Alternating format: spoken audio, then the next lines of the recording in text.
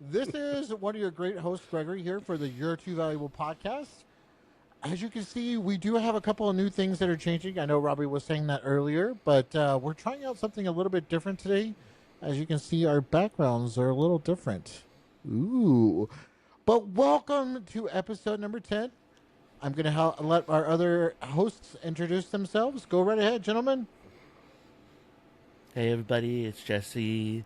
Hope you're having a good week. We're ready to kick off another one. Can't believe it's already episode 10.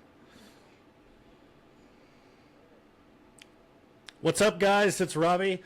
Glad to be here this week to talk about annual review season, everybody's favorite time of the year. It's kind of like the follow-up to Christmas. You know what I mean? It's like Christmas second coming. Do you really think it's everybody's favorite time of the year? Fuck no. Fuck no. Hell no. And then, I think it's everybody's great time, best time of the year. Why do you think we chose episode 10 to talk about reviews?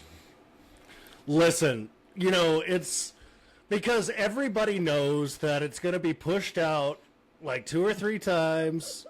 And that's hilarious. And you're just told to put your head down, keep doing what you're doing, and you're gonna make sure that if you put the work in, you're gonna get the payout, and it's gonna be phenomenal. And then the week before, they're like, "Oh, there was a change to the wait a minute, grading a payout? system." What are you talking about a payout for? Annual review performances, the payout. It's a payout. It's supposed to be a raise. That means there's a raise involved there? I don't know what you're talking Greg. about. Why is that even a thing? Hey, Jesse, let's make a note to slash Greg's tires this upcoming week, okay? Savage. No. I'm traveling next weekend. We'll leave you one. Next weekend. We'll leave you one full tire. No, we'll one leave you whole one full full tire. One tire. That's nice of you. Thank you very much. I appreciate that. Well, I want you guys to really just think about for just a second. Like, imagine sitting through an hour of feedback where your boss knows they're going to be giving you bad news that they've known for a month that they've been keeping under wraps, just to be told that not you're on always target. bad. No, hell yeah, it is. We're not. And here's a 3% raise. Congrats. No. You beat no one and nothing. Oh yeah. You didn't want me to say it, but I did. I'm not having a screaming match. It could be a good Greg, are you taking advantage of your EAP benefits? What was that, Jesse? I'm going to let you talk. It could be a good review, but it's depending on your boss's mood when they go to give you the review and what they're going to be, what's going on in their personal life and how stressed they are, and especially if the review. A deadline has already been pushed out 3 times because they can't get their shit together to get it finished. No. There are reasons why there have to be pushbacks on reviews. And if any of my other HR folks that are out there that are listening to this podcast, which I hope there are, and I know there are actually, then you all know the frustrations of having to push back an annual review. And why? And it doesn't even have to be an annual review. I don't know why I said annual. It could be a semi-annual review. It could be a quarterly review. It's a bullshit It's not all about the same thing. It shouldn't be getting pushed back. No. Just get it done on time. It's possible to be pushbacks. So, Robbie, can you please get us on track here? Stop. Both of y'all stop baiting me and aggravating me already, and we're only like 3 to 5 minutes into this podcast. This is annoying. So let's go. 10 streak episodes of annoying the shit out of Greg for the win. Needless to say, well done. Let's talk about it, because everybody involved, from upper leadership to mid-level managers to frontline employees, we all know it's a bullshit time. It's a stupid scoring system that does not hold any relevance. You've basically got to activate God mode and be on everybody's graces in upper leadership. You've got to be, the perfect ideal candidate to get that 5. Otherwise, I mean, that's company policy. I used to tell my managers all the Wait a time. minute. "You Wait a minute. Wait a cannot-" minute. Wait a minute. Wait a minute. Wait a minute. I just have to say something. There's fives. I've never heard of fives. Isn't Yeah, it because still they're not 1 allowed to through be 3? used. Am I already? I've always heard because if they're you're not out allowed of It's because out they're of not five. allowed. There's no. I've I always can't heard even that say if that. you're Okay, giving, Yeah. Greg, you know that views- shit's true as hell. Shut up. I've always heard is if you're getting someone of 5, that means that you should have promoted them already. Yeah. But what about Thank the people you. It that is don't our want to fault. promote? Well said. There. Well said. So, needless to say, let's talk about your perspective, in your time in hospitality, Jesse, on annual reviews. Well, it's definitely very one-sided in my opinion. Some people give their best to try and let the employee be involved, but I mean, if you're not a favorite, or let's say on your manager's fantasy football league, you're not going to be very, very favorited at all in this process. Fantasy football league. Yeah. It's cumbersome, especially in companies that have a big software product that they use to run their performance reviews through as well. In the end, the employee is kind of just sitting there back looking at you like, really, are we really doing this kind of a setup right now? Like, just tell me what raise or not I'm getting, and let me go on about the rest of my career. Yeah. Well, I want to dive a little bit into each of our own individual stories about performance reviews. Greg, let's start with you. You can do it either from like your personal reviews that you've received or ones that you've levied. Tell us a little bit about something funny. I don't know if I have any funny stories about a review because Any ridiculous stories? All of my reviews have been very helpful for me, and I have thoroughly enjoyed every single one of them. So I don't know what you mean by funny reviews. Holy shit, it's getting thick in here today. Holy moly. No, I'm just being real here. You don't think I? Jesse, tell me a story that one of your most memorable annual review stories that you can remember.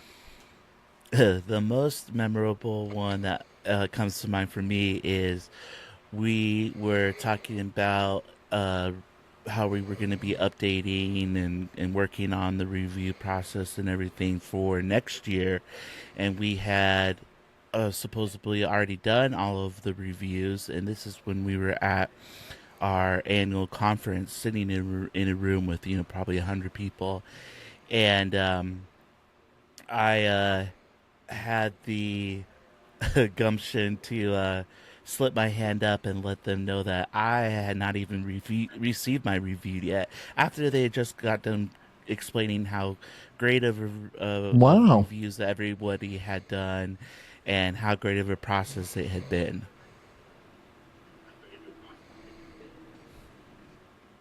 Yeah. But you hadn't gotten your review yet?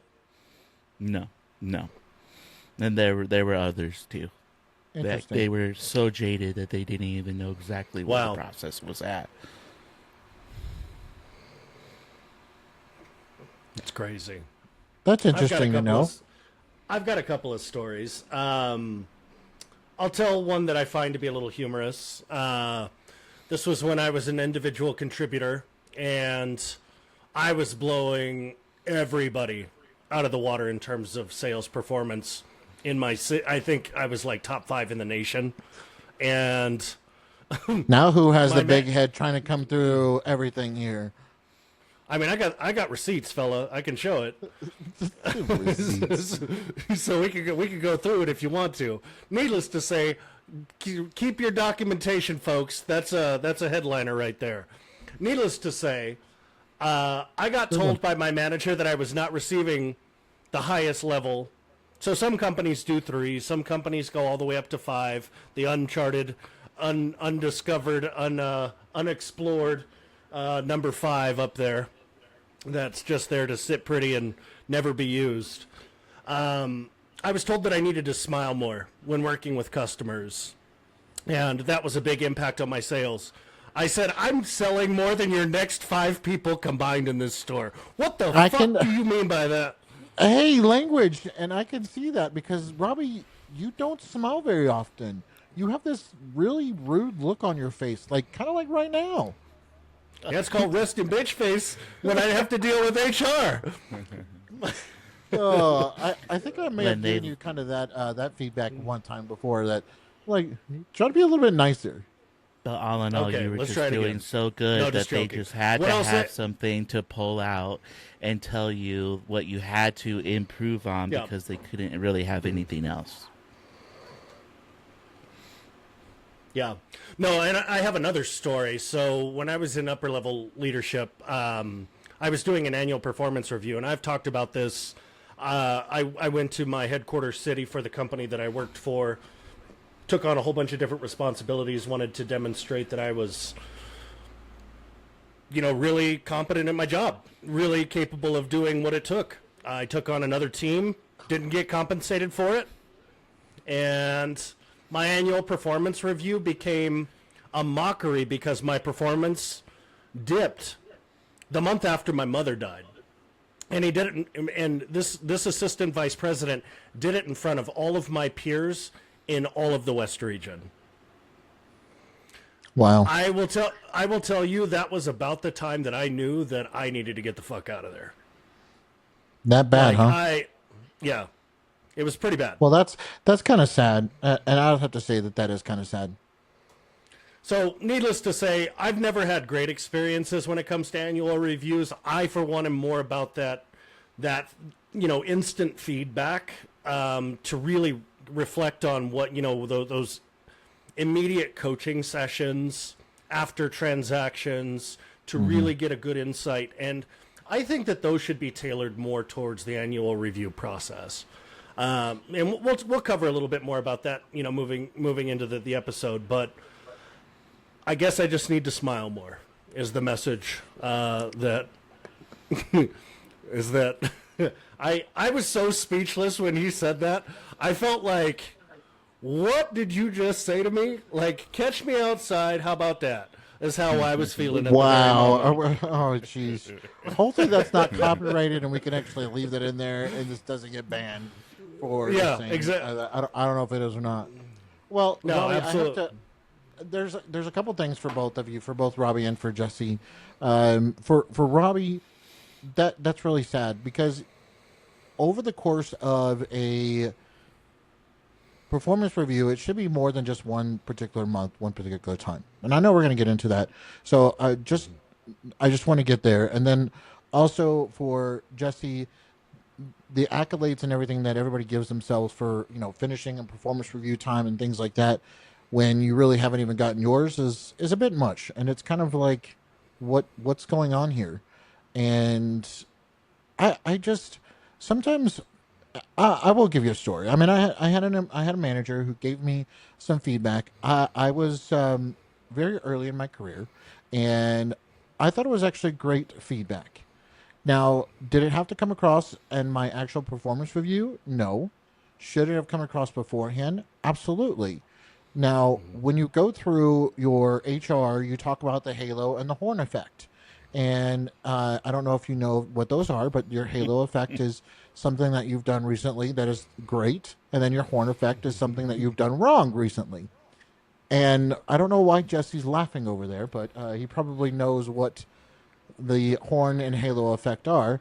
That is something that somebody needs to call out and saying, hey, you're basing my performance based on the last couple of weeks or couple of months.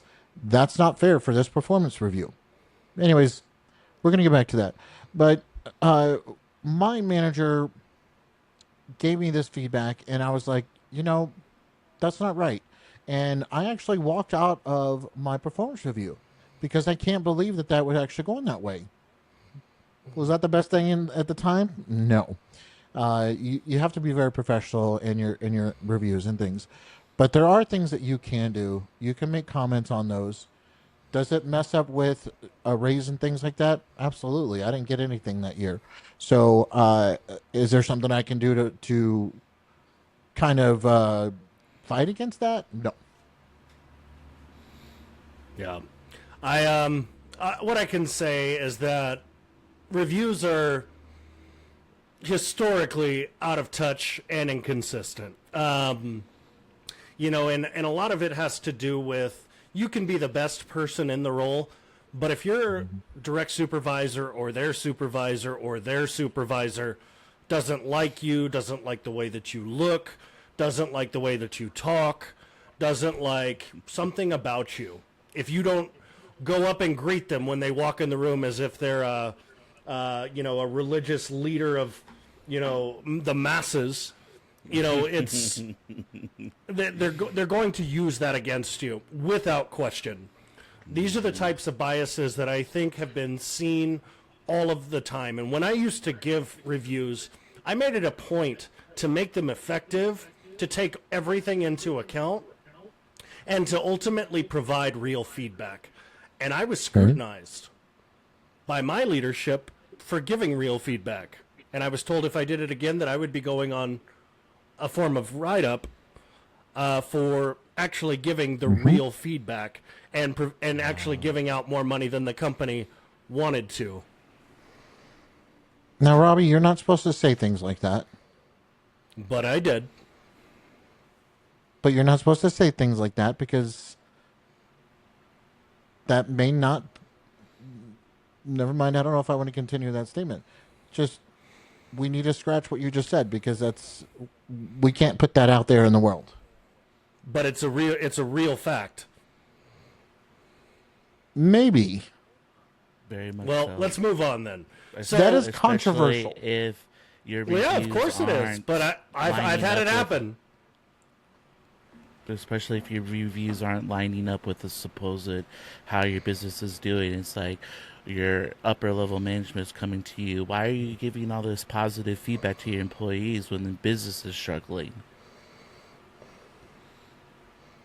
Yeah. Am I hearing that this is something that you both may have been through in your leadership roles? It's pretty common, Greg. It's pretty common. Well, that's kind of so. I want to talk about how often reviews punish employees for challenging bad leadership. I have had great leaders in my time, and I've had some really bad leaders. And I always give those leaders the benefit of the doubt and always give them the opportunity to improve. And, I never come into a professional relationship thinking that I know more than, some people. What I'll say is it's really strange to me that when you buck the system and you really challenge and you put things out into your professional universe, that there may be, some bad practices going on or whatever the case is, that typically tends to reflect in your annual review. So having an opinion is frowned upon. What they're looking for is yes people. We've talked about this hundreds of times on this episode, on this show. And, I think that it's important to know that if you're going to buck the system, know that it's going to impact your annual raise. You should really go into those evaluations with that expectation, without question. Yeah, I can definitely vouch for that because I know I am one that does not go with status quo. And if any of the people that know me are listening to this, they're laughing because they all know that is me. I don't go with the standard system. So, I've gotten myself in many troubles because I do, as you call it, Robbie, buck the system. Yeah. Jesse, have you ever? I know you definitely have bucked the system, Mr. Anti-Establishment. So to tell us a story about one of your experiences. No, I was gonna mention about I always love that section of like sometimes it's worded ability to uh follow directions 1 through 5, uh, adheres to company standards 1 through 5. Um, it's like, geez, like you're gonna get a whiplash, and if you don't be following everything that you're dictated to do, and you're actually getting scored on that. So that's always been a funny section to me. Yeah, yeah. And they make these evaluations in a way that really are kind of disconnected between the goals of the company and individual contributions. The numbers don't always align. And, I say this as somebody that comes from a long background in sales. You've got probably 3 to 4 really good contributors. You've got probably 3, I would say let's go this route. 25% of your performers are kicking ass, taking names, and doubling everybody else's production. Then you've got your middle performers, the people that, they can really be persuaded either way. They're very just kind of go with the flow, but they can really be turned into rock stars if they're managed right and they're led right. But they also have the ability to be kind of tugged down by the people that are at the bottom, not doing their job, not meeting expectations. So those are the most critical people to pay attention to in the organization. Okay, People so at the I'm gonna rebut that on the case of there for you. So, I used to be in sales as well. I will be the first person to tell you I am not the best salesperson. One of the reasons why I'm not the best at talent acquisition because I don't sell a company and I don't sell a position. So I'm not sales. I give you that. Now, in a position that I was in sales with, or in customer service, and then we had salespeople and we had customer service people. I noticed as a customer service rep how much preference our leadership gave to our top salesperson. And I'm going to tell you, I'm going to restate that. I'm going to tell you, they were a jerk. I could not stand working with this person because they were so egotistical and they knew that they were going to be the top salesperson. They were going to go to Hawaii every year or wherever the great sales leadership was. But it doesn't, when somebody came in and they were saying, oh, I need to activate 2 lines or I need to upgrade, let's go to this one person that's the salesperson. Yes, is there some things there that some salespersons can do? Yes, I agree with that. Okay, I'm getting off topic. But that really just aggravated me because I know that there was bias there, and I think you talked about that earlier about some of the possibilities that managers will show based on certain individuals, and that comes through with everything, including your performance reviews. A lot of performance reviews I feel like are that's why in sales to set an example and to give the other employees of, hey, Bobby Joe over there got a great review, a great performance review because he's kicking ass, taking names, but we got to make an example over Susie because Susie sucks. Susie sucks. Well, I mean, typically the top performer in really any place, they're generally doing some shady shit, and the company knows it, and they just kind of look past it. Let's just call it for what it is. Let's call it for what it is. Now, if we want effective annual reviews, there should be an integrity portion of that that goes into crossing all your T's, dotting all your I's, making sure that things are done properly, that customers are informed of what they're receiving.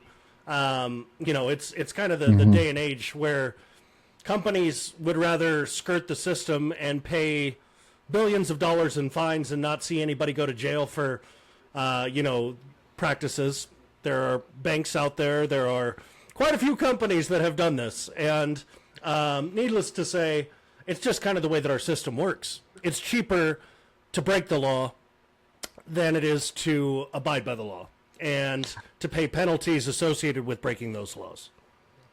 So I have a question for both of you, and this one definitely is for Jesse, being in his leadership roles and things like that.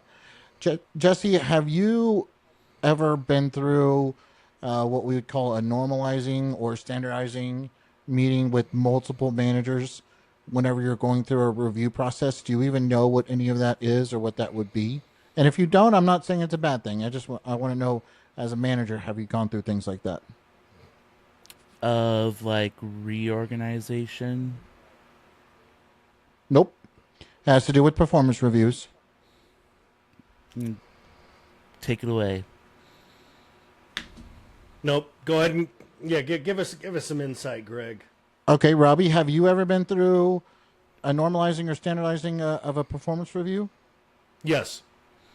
Okay. Yes. So for those who don't know what that is this should be a number of different managers, leaders within the same area, sales, customer organization, service, whatever you want to say, within the organization, that come together and they review the actual performance review and some examples and how they would rate or how they would score each individual person. And the way that they do this is they take out all names, anything that could be considered bias, anything about your gender, race, they take names out, everything. So it makes it completely standardized. So that way your managers can get an idea of what they're looking for when it comes to measuring an individual person and taking out those biases out of the actual review process.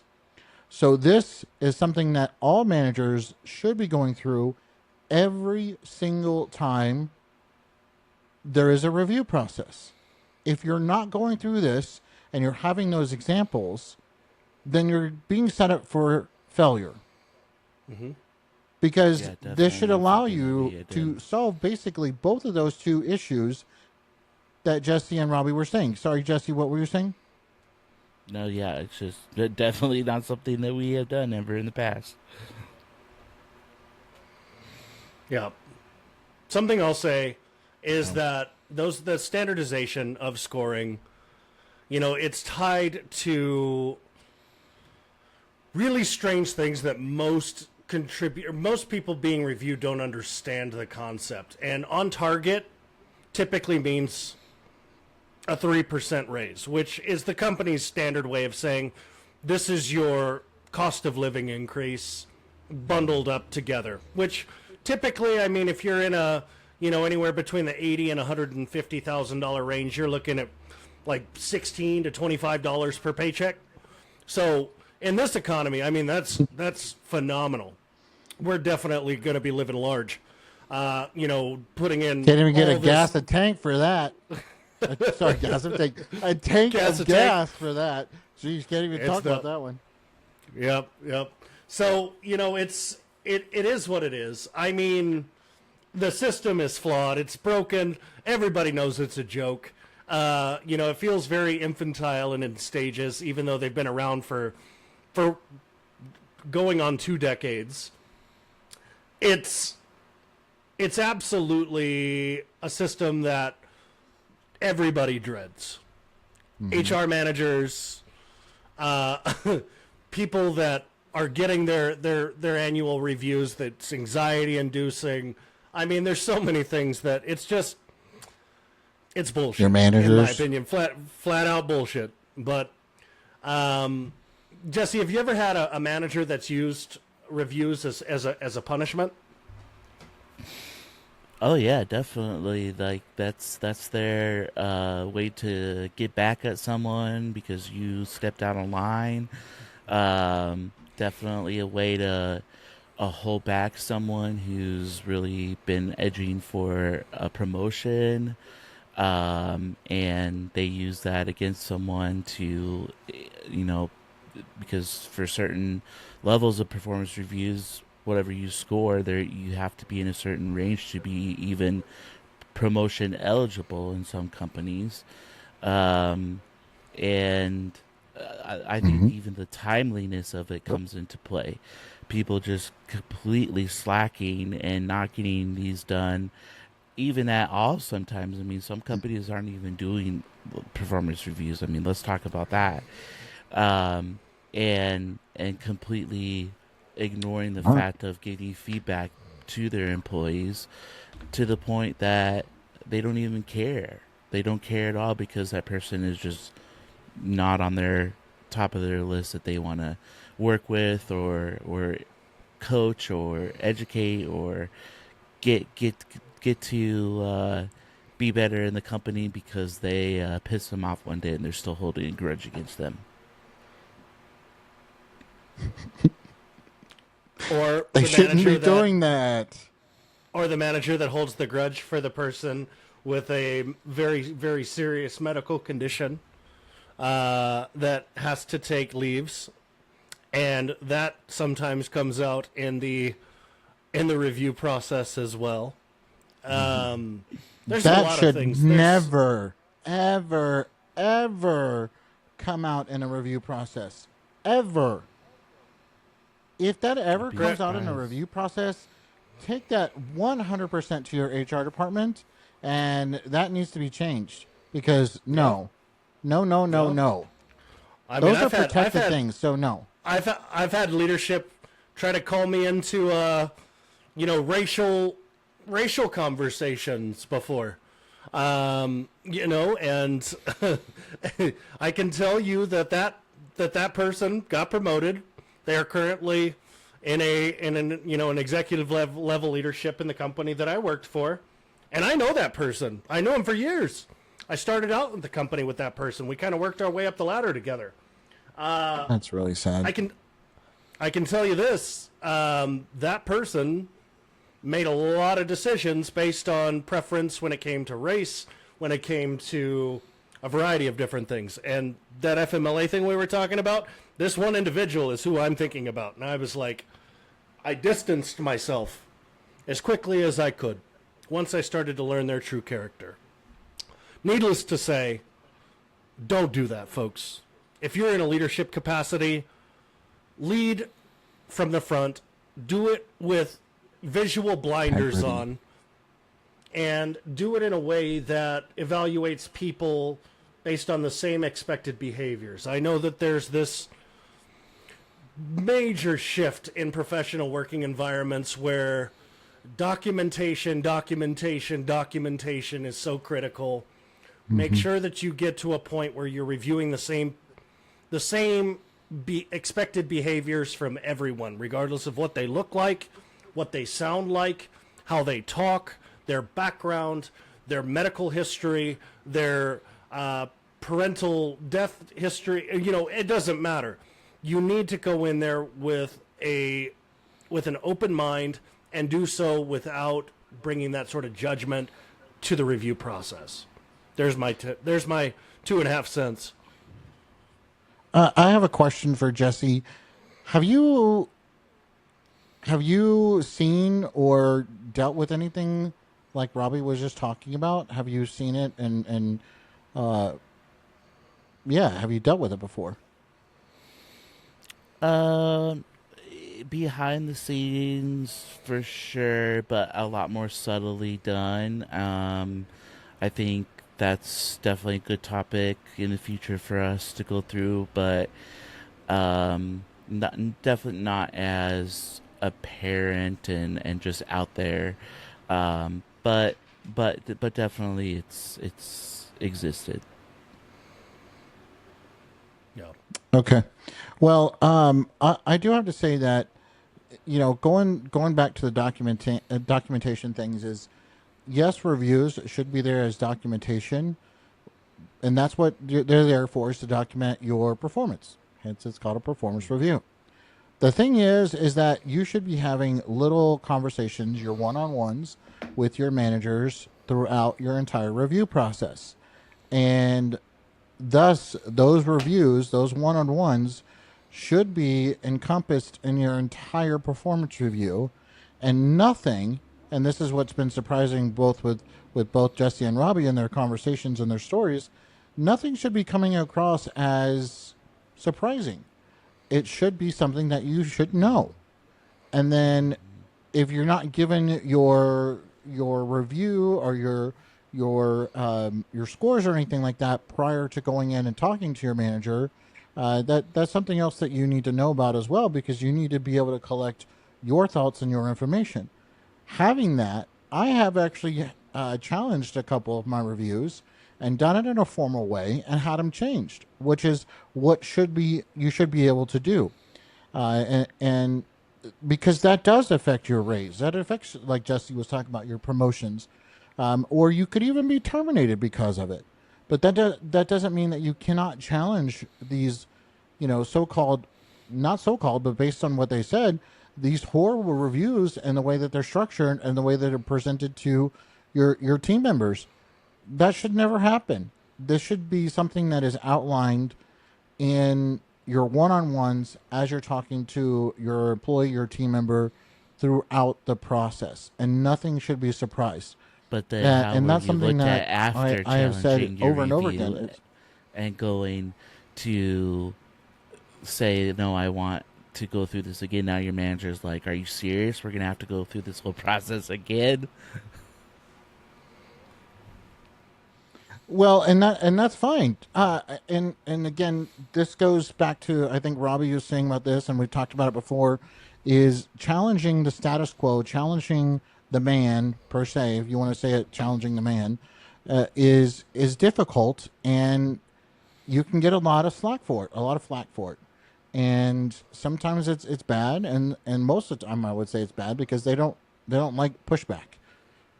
But the only way this is the way I feel, the only way that this is going to get changed is by having that uncomfortableness and that pushback. Leaders need to be receptive to upward feedback. I've talked about this numerous times.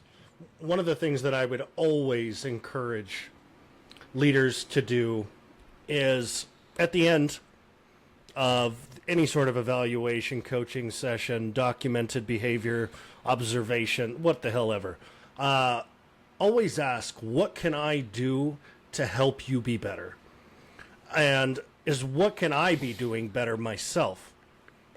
And it really opens up the floodgates to really talk about that meaningful culture that everybody is a part of.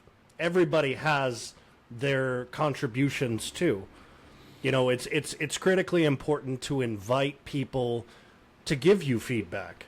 If and you better be ready to take it on the chin if you know deep down that you're kind of a do as I say, not as I do type of leader, and you tell people to do everything and don't lead by example, don't demonstrate what right looks like, any of those types of things.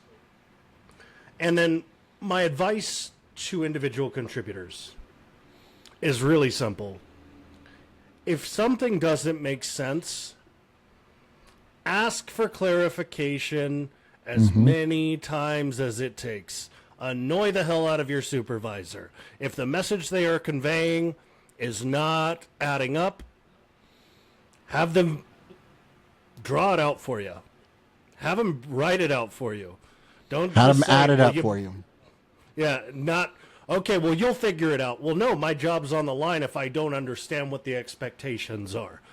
Always ask for clear guidance on what right looks like and how you're graded. So that way you have a good idea of what you need to do on a day-to-day basis to make sure that you're achieving or able to exceed goals. And I'll tell you this, I've seen in sales capacities where salespeople will sell what makes them the most money, and they will not focus on company objectives. They tend to be the most selfish people in the company, without question, and they're rewarded for that. Wow, I'm glad some of the salesperson actually said that. Listen, I've been a top salesperson before, but I always made sure to bring a high level of balance. And, I wasn't going to just look out for myself. I was going to do things to help the company, help the customer, help my leadership look good. And those are the types of attributes that typically would get me decent raises when I was an individual contributor. I have a very strong opinions on things, as most of you know. Nah. Typically, I don't think any of us higher have up- big opinions on anything around here.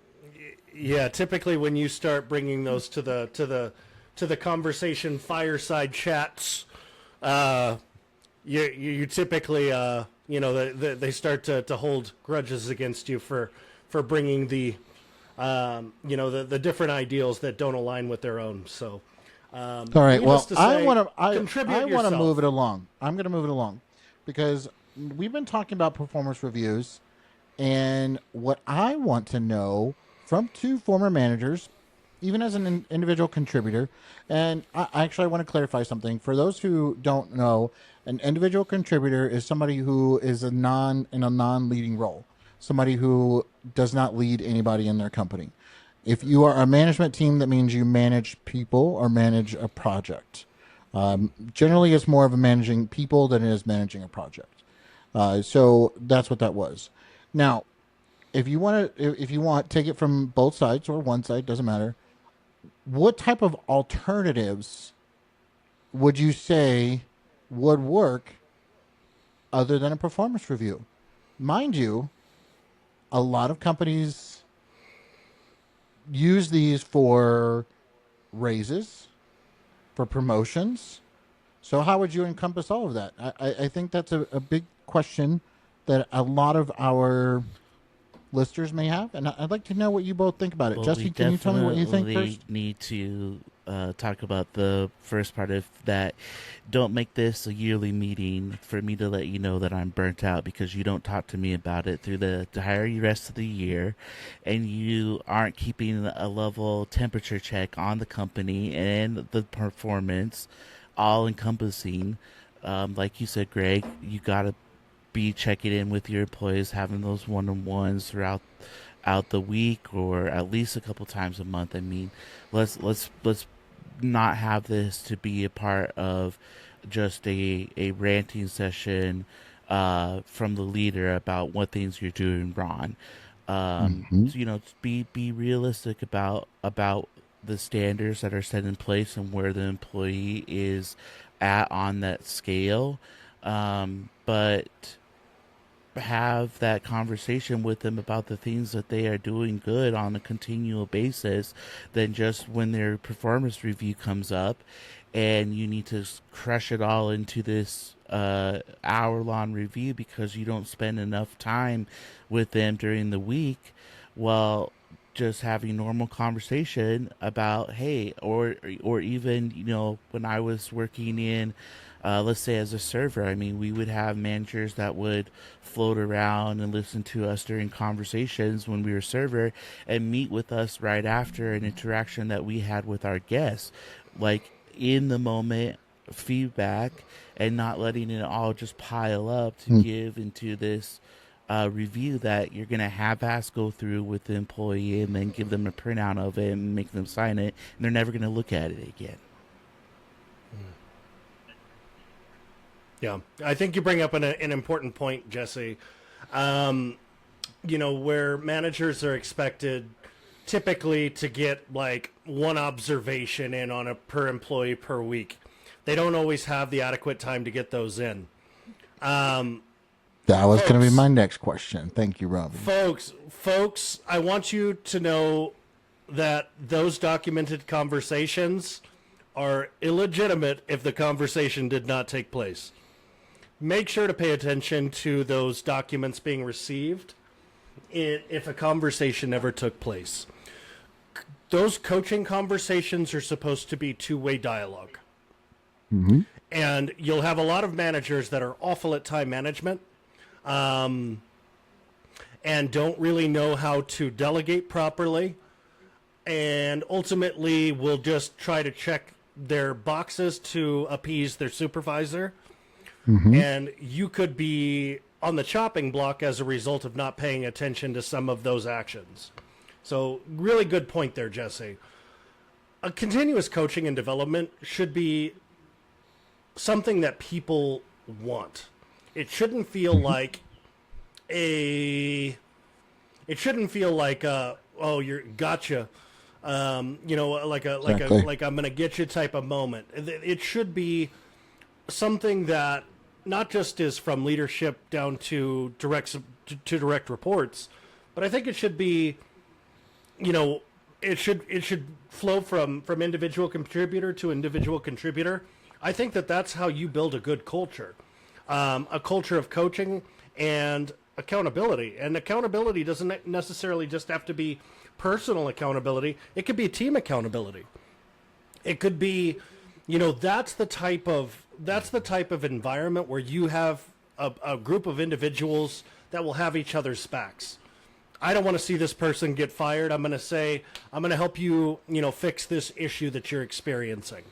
I know HR says don't talk to each other about coaching, yada, yada, yada. But it happens. And without question, it happens. It happens in every workplace. If you've always believed otherwise, Greg, you're out of your damn mind. What I do advocate for, and this is where I'll kind of end my segment here, is I really do advocate for aligning compensation with market value and not fucking scoring systems that unique idea. You've got language. And ultimately, if something's not working, let's fix it. Let's fix it together. Leaders, get off your ass, get out there, and show them where they can make improvements. Get your hands dirty. Get your feet wet. Do all that shit. Help your people be the very best that they can be. Okay, That's my so 2 cents again. I really appreciated both of those two because that means a lot to me. And actually, I want to say thank you to you both. I know that doesn't come across very often, but you two did very well in that, and I really appreciate that. So I'm going to give you a score of 3 on that conversation. You can kiss my ass, Greg. Well, at least it's not you met expectations. You did not exceed them. Anyways, I really appreciated that because, and Robbie, I think Jesse did too, it's your time management skills. And as a manager, if you're not having those conversations with them prior to, and it's a complete surprise, then your time management sucks. And yeah, I'm going to say that. You, as a manager, need to time manage yourself better so that way you can give your employees that time. I can almost fix 25% of time management problems. I think we had an episode about this a few weeks back. Fucking meetings on top of meetings on top of meetings on top of meetings. And you throw everything time management out the fucking window because I got a new meeting that I wasn't aware of 30 minutes ago and I've got to prepare for it in the next 15 minutes. Throws my whole day off. But we Anyway. like meetings. No, we don't. Yeah. I'd rather pull my eyelashes out one at a time than do another damn meeting. Let's talk about handling bad reviews. Mm-hmm. I think that something that employees need to make sure that they understand is that they need to really study what the review is. Take it for face value. If you feel like it doesn't necessarily match what's being said about the behaviors that you're exhibiting in the workplace, you need to have that conversation. I need examples. I need written examples of when this took place.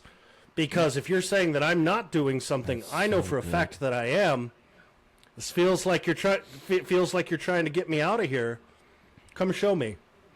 Don't be afraid to call your leadership out because they're trying to assert their thumb on you to make sure that you just stay in line. What I mean by that, document everything. If your manager tells you something, tell them to send it to you in an email. If they don't, send them a follow-up email. Hey, I'm just checking in. You committed to sending me this email regarding our conversation today. I just wanted to make sure that you didn't forget about that. Press the buttons. Press the buttons. Greg, what are your thoughts? Jesse, I'm sorry. No, I'm going to let Jesse because he was thinking about something in there too, and I want to get that out. No, yeah. If you're having a review that comes over as just being nitpicky, definitely take that as a cue. Or, if you truly are and you actually agree with a bad review that you get because uh, you're just not having a good uh time at that company, you're checking out, you're uh, being bothered by certain things that you don't agree with, because I've been there many times. Take that as a cue to start looking for a job and Mm-hmm. start getting on that job hop train. But also, we shouldn't be giving performance reviews to people that should be fired too. Take the initiative as a leader for someone who's just completely not uh, being productive to any standard. I'm not saying that needs to be improved. I'm saying who's not being productive at all, and get them out of the company before you're forced to give them a horrible performance review and they're sitting at you looking at deer in the headlights like, no, we've been talking about this, and they're confused, but they don't think that they know what's going on when you've actually coached and counseled them several times on what's going on, but you just haven't taken the jump because you don't want to have to cover their shift and get them out of the company. Yeah. Yeah, no, I agree with a lot of those too. And when you have a negative review, you want to make sure you do document and make sure you do that follow up. Exactly what Robbie was saying and what Jesse was saying is just to make sure that if it's not what it's supposed to be and where it's going, maybe it's time to go. What I can add to that is make sure you're holding your manager accountable. And you have to do that by making the notes in there for you. Your notes and your comments inside your review as well, because those do matter. I know you probably think, no, they don't matter. I don't know why I'm making a comment in here, blah, blah, blah. They do matter because those are your thoughts that you have. Now, what you both were saying about your documentation and making sure you decide whether or not it's for you or not is keep a log of what you have done and accomplished over your review period. And it's really, really difficult to remember what you did last 6, 7, 12 months. So you need to hold yourself accountable to what you did and therefore bring that proof with you. And as Robbie was saying, show me the money and show me what you were doing. Now, if it's bad, I want those examples. Don't just say that it's a bad thing.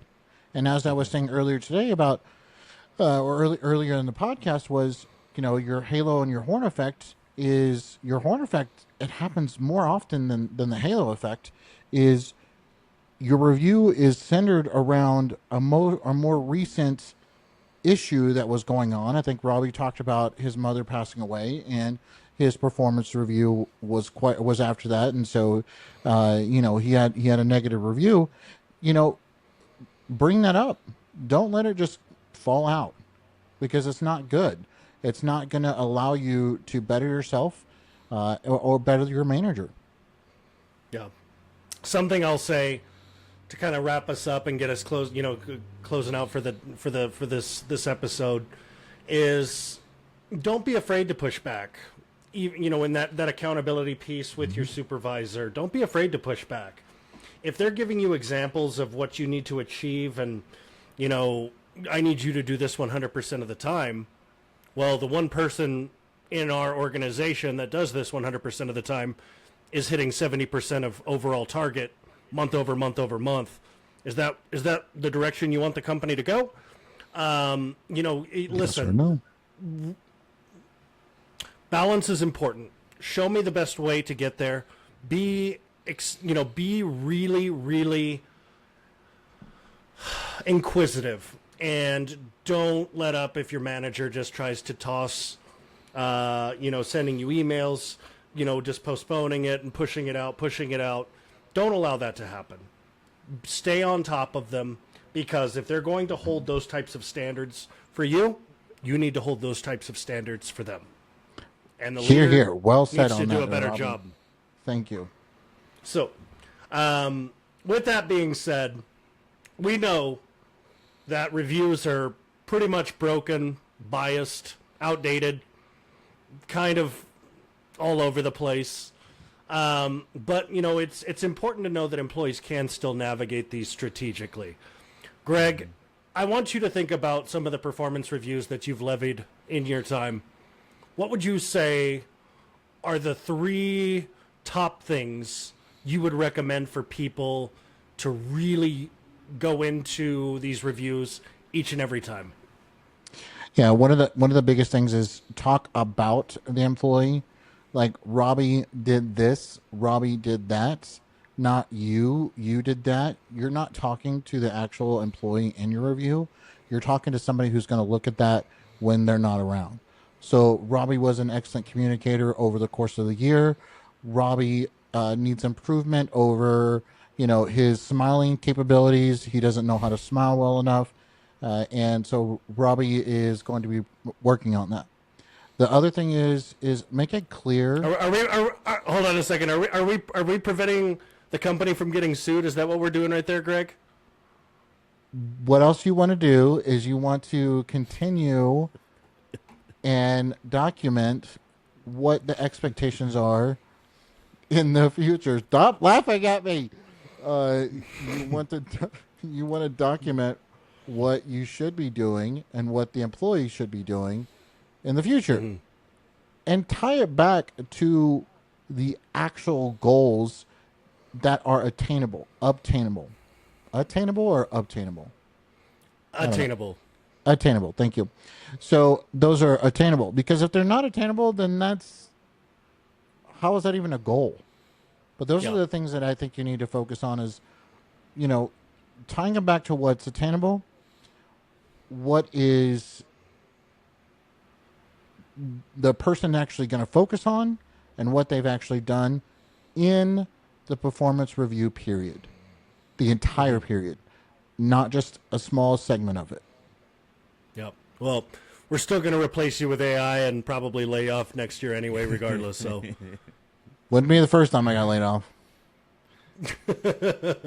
Well, guys, we'd love to hear your stories, worst, funny stories, about some reviews that you've had in the past. You're welcome to join us on TikTok, LinkedIn, Facebook, Instagram. We've got a variety of YouTube. We've got a variety of different platforms that you can leave your comments. Or if you'd like to email us anonymously, send us messages to stories@your2val.com. Our 10th episode. It's been absolutely fun. We really enjoyed it. I enjoyed it. I don't know about these two. They'd enjoy having me get a little angry. But thank you so much for coming out. Best part of my week. Oh, yeah, I know it is. Best part of your week. For next week, for next week, we're actually not going to be here. I think Jesse and I will not be here. We have got a pre-planned party that we're going to, and we're super excited about this. So we will not be here. But I think, Robbie, what do you got for us?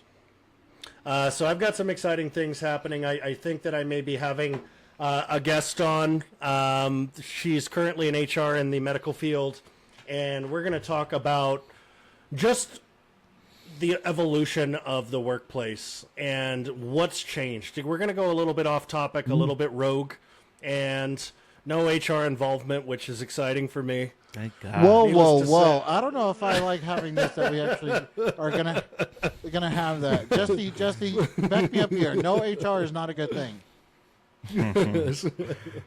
What HR? I don't think anybody's going to say that. I've HR. We still love you, though. What? I love it. Well, yeah, we're gonna have some exciting stuff, guys. Make sure to tune in. If you guys have any topics you'd like us to talk about, please share them. Stories@your2val.com. Thanks, I guys. appreciate it, everyone. See Thanks for being see you here. next We'll week. see you soon.